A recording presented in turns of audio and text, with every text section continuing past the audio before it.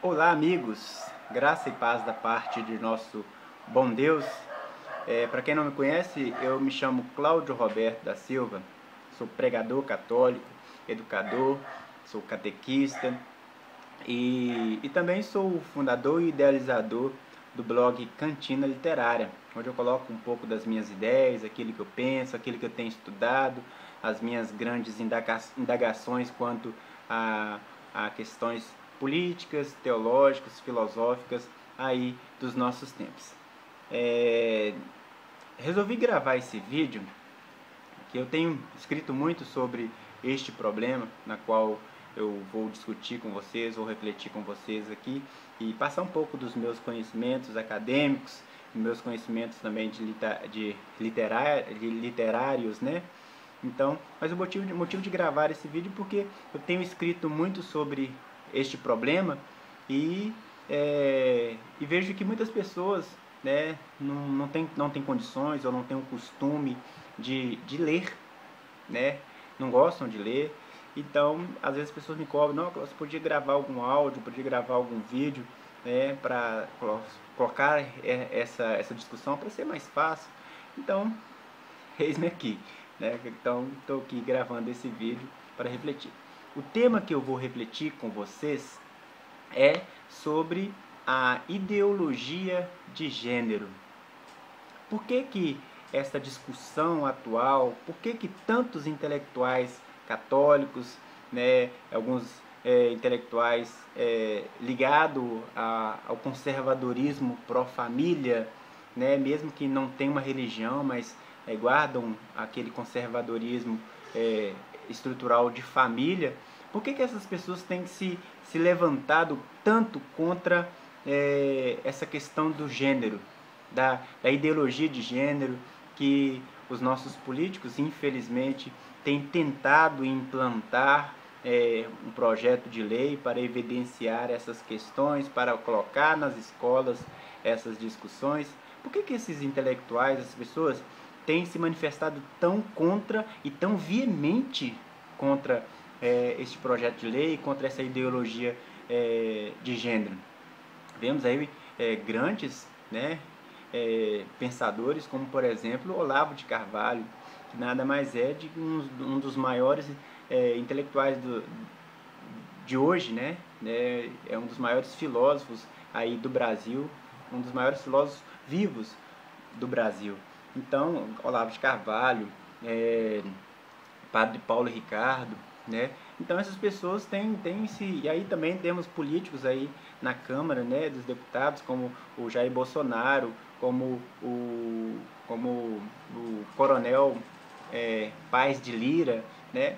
Então, por que esses intelectuais, esses políticos têm se posicionado contra essa questão da ideologia de gênero? Então vamos refletir um pouco, bater um papo pouco sobre isso. Quem quiser colocar a sua ideia, se concorda ou se não concorda, pode colocar aí no nosso blog, né, que nós vamos tentar responder à medida do possível. É claro que talvez não ao vivo, talvez não por vídeo, né, agora, mas eu vou tentar respondendo e aí nos meus textos, em tentar interagir com vocês aí.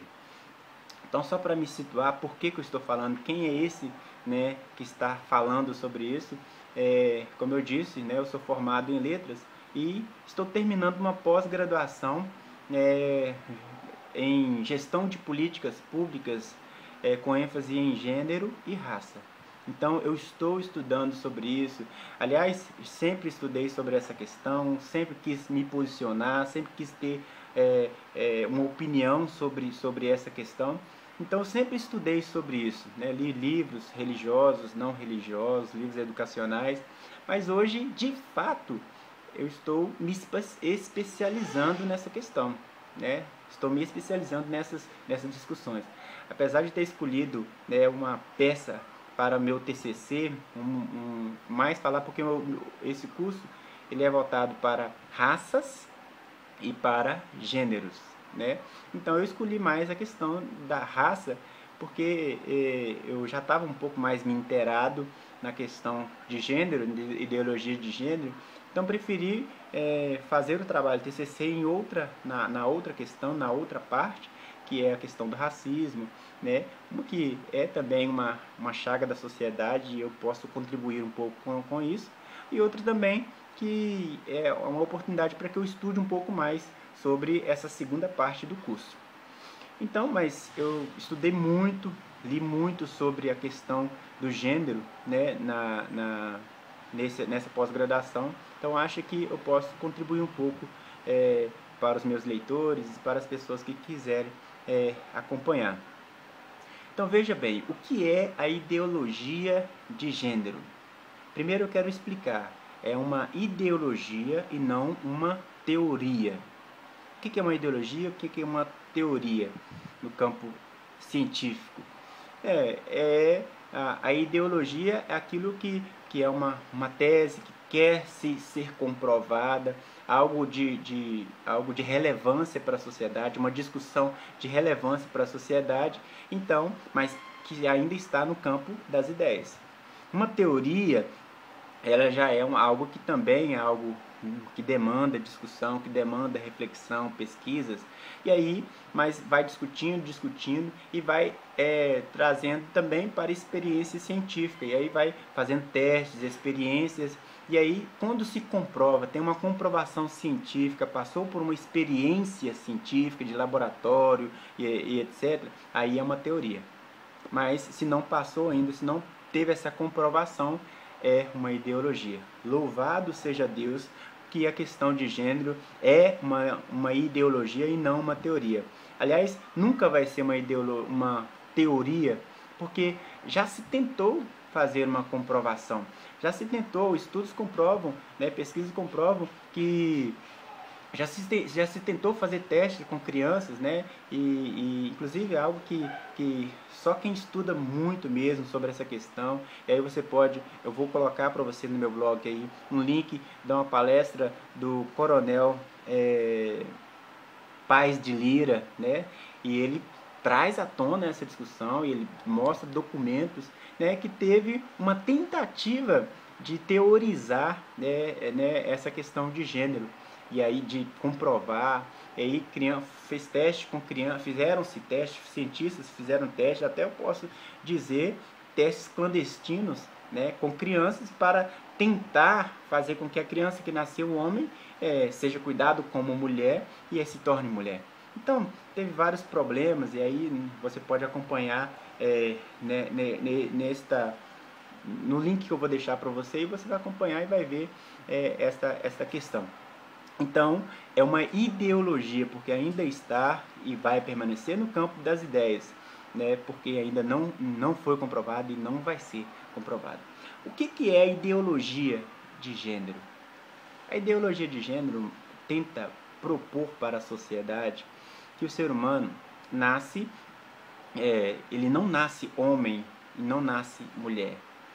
Ele, a partir do momento, a partir das suas experiências sociais, a partir das suas experiências coletivas, a partir do seu amadurecimento, é que ele vai escolher ser homem e ser mulher. É como se, algo tão esdrúxulo, né? É como se o homem nascesse neutro, o homem e a mulher nascesse neutro, e só depois ele pudesse escolher se ele vai ser homem ou se ele vai ser mulher, ou se ele vai ser homem e mulher. Olha, a palavra de Deus, ela já nos traz essa reflexão que no princípio, lá nos primeiros capítulos de Gênesis, Deus criou o homem e criou a mulher, para ser homem e para ser mulher. O homem para ser homem e mulher para ser mulher. Não cabe essa questão. E é claro que, infelizmente, as grandes fundações, os grandes políticos, os grandes intelectuais que têm interesse nessa questão de gênero, que têm interesse no casamento homossexual, que têm direito na questão na redução da população, né? Controle da população, essas pessoas que têm interesse, qual que é o papel que eles fazem, né? Quem que é contra, quem que é extremamente contra, é a igreja. Então eles vão lá e ridicularizam a igreja, relativizam a igreja, colocam em descrédito a igreja, para que quando a igreja se posicionar, então hoje nós poderíamos trazer a palavra de Deus e mostrar e falar, olha, a Bíblia diz que nascerá homem e mulher, né? Esses dois homem e mulher, ambos se juntarão e formarão uma família. Essa é a estrutura familiar judaico-cristã. Mas se a igreja se posiciona isso, eles parece que é um fantasma que está falando. Mas de tanto que eles relativizaram a igreja a ponto de perder o crédito. Então, a gente vê que muitos cientistas, até mesmo católicos, né, pensadores intelectuais católicos, eles se preocupam mais em se embasar na política, em se embasar na ciência, do que na própria Bíblia. Eles poderiam tratar do livro de Gênesis, da criação, onde Deus criou o homem e mulher, não, mas eles vão mais no campo científico, porque parece que a igreja não tem mais voz, infelizmente, né? Então, tem vários problemas, e louvado seja Deus que por isso que no Brasil não foi aprovado o projeto de lei 122. Por quê? Porque tem vários problemas. É complicado. Como que eu vou... primeiro que a sociedade já foi criada, né, em cima dessa estrutura de família. E olha, acusam o cristianismo como se o cristianismo tivesse proposto, e não é. Temos civilizações antigas, comprovações de filósofos antigos, que falando da estrutura de família, né, homem e mulher. Por que agora eu vou tentar mudar? É claro que nós temos que ser misericordiosos, é claro que nós temos que pensar nas pessoas que estão envolvidas nesse processo.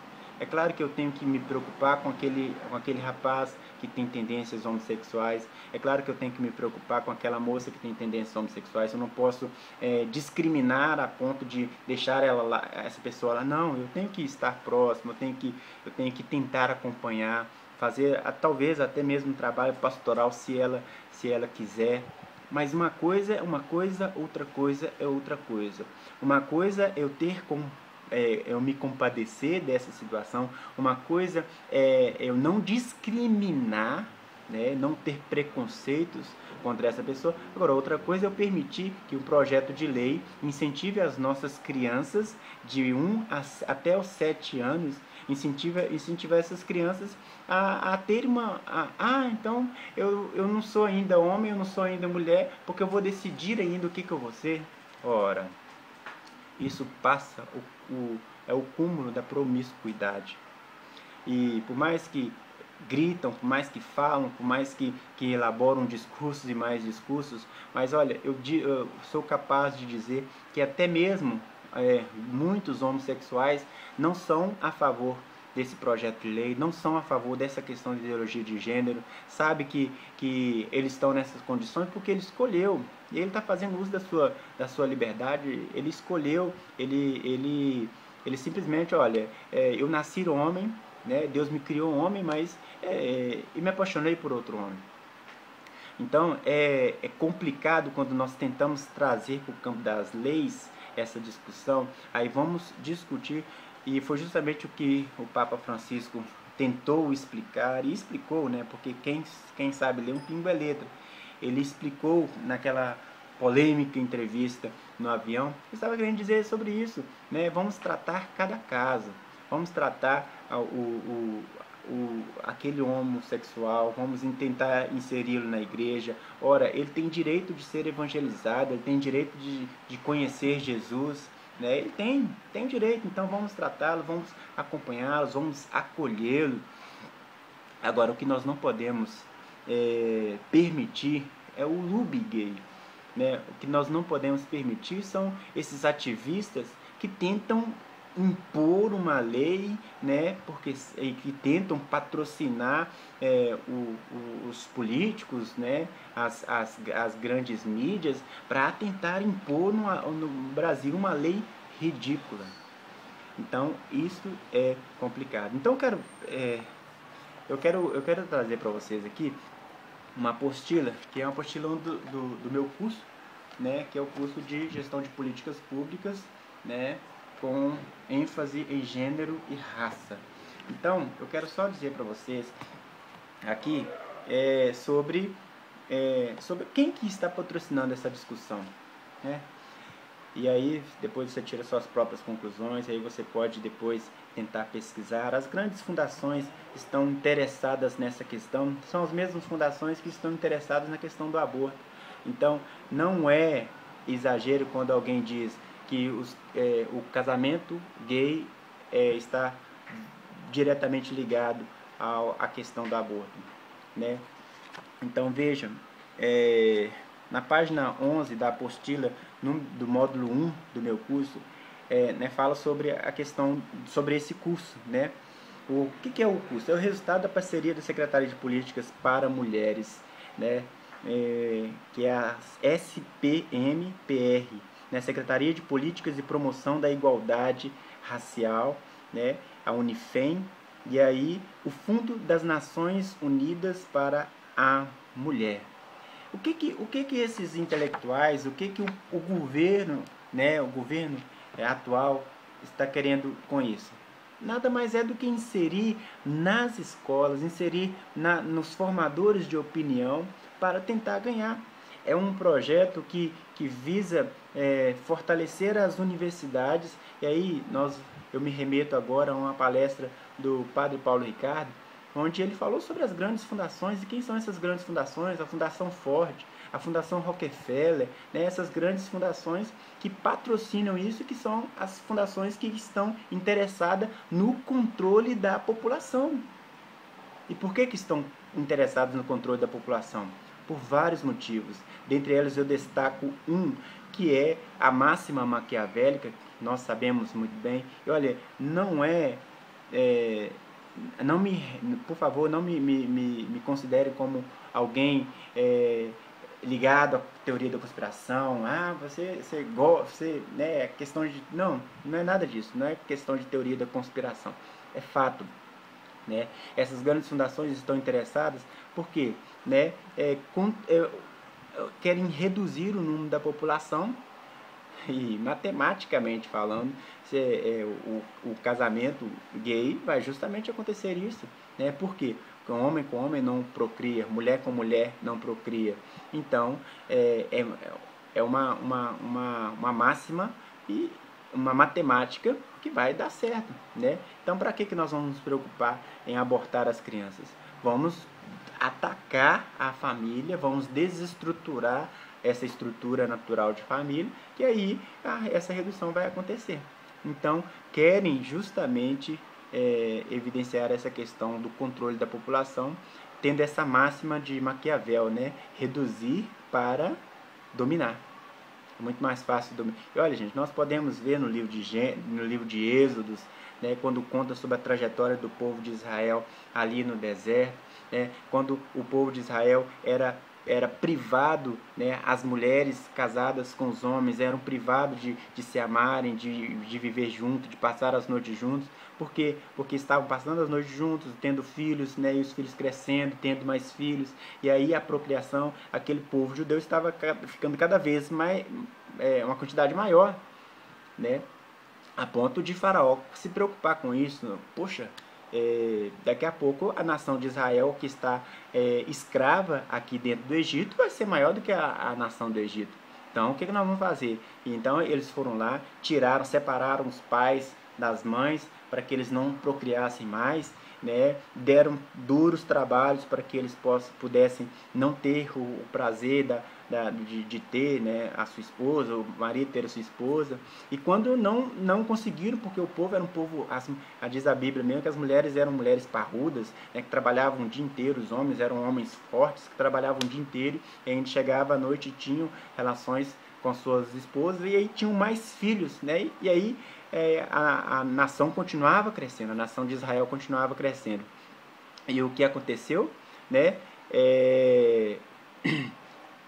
Eles chegaram ao cúmulo do absurdo de matar as crianças, né? Então vamos matar as crianças de 7 anos, né? Porque aí para tentar reduzir essa questão. Então estamos diante de um absurdo que muitas pessoas fecham os olhos para isso, muitos intelectuais fecham os olhos, infelizmente muitos religiosos fecham os olhos, né?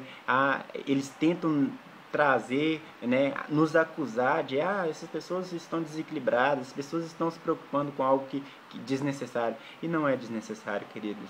É uma preocupação que nós temos que ter, né, porque é uma política pública minuciosa que tem o princípio, que tem em sua essência a destruição da família.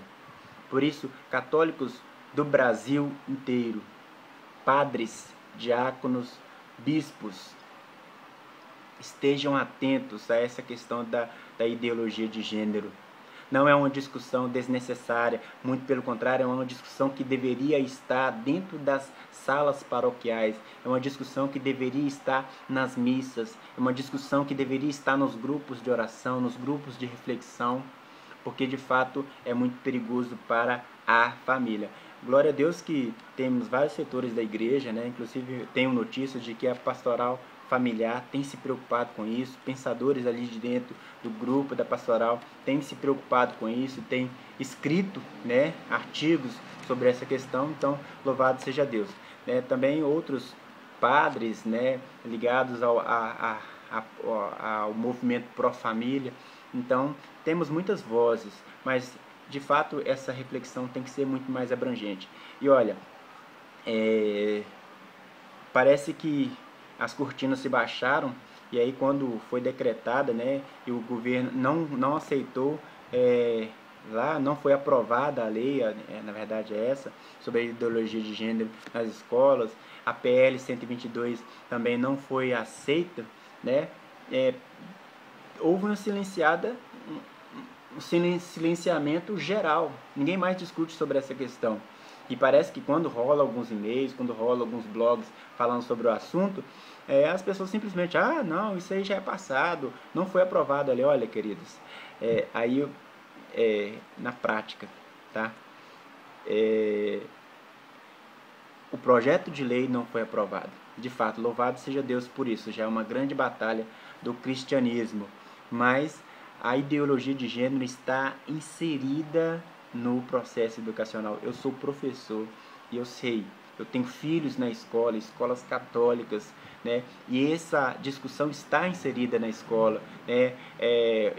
Outro dia peguei um livro da minha filha e no livro da minha filha estava propondo essa questão, e eu que entendo um pouco, eu que tenho lido sobre isso, que estou me especializando para isso, eu sei que o fim era isso, né? Que estava falando, as nossas famílias têm papai e tem mamãe, né? Mas existem famílias que têm papai e tem outras famílias que têm mamãe e mamãe. Aí é claro que está falando sobre as